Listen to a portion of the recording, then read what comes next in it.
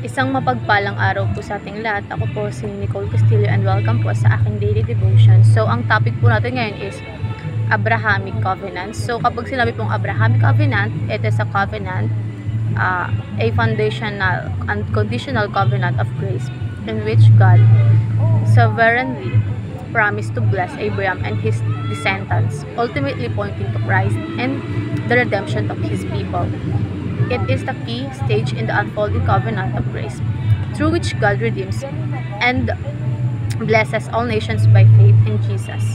So, ayon po sa Genesis 12, verse 1 to 3, the Lord had said to Abram, "Go from your country, your people, and your father's household, to the land that I will show you. I will make you into a great nation, and I will bless you. I will make your name great, and you will be a blessing. I will bless those who bless you, and whoever curses you, I will curse. And all peoples on earth will be blessed through you."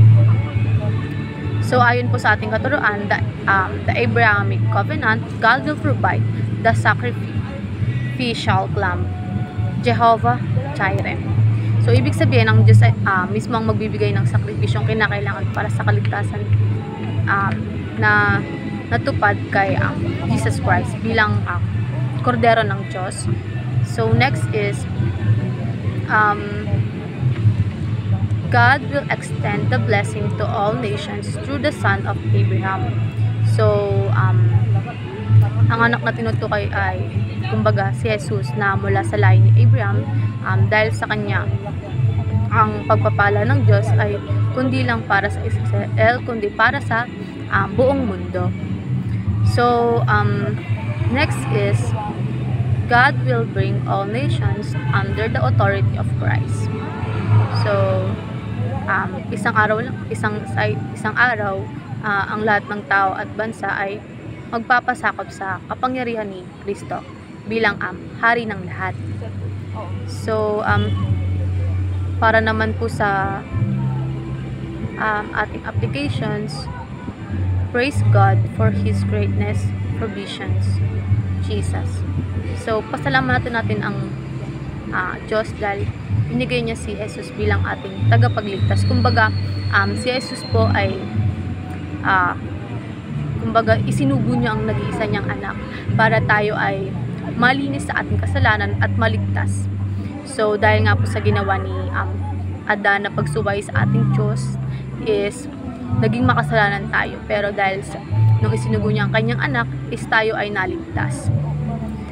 So, next is thank God for the blessing of righteousness. So, dahil kay Jesus tayo ay ginawang matuwid sa harap ng Diyos, hindi dahil sa ating gawa, kundi dahil sa pananampalataya. So, magpasalamat tayo sa blessings ng ating Diyos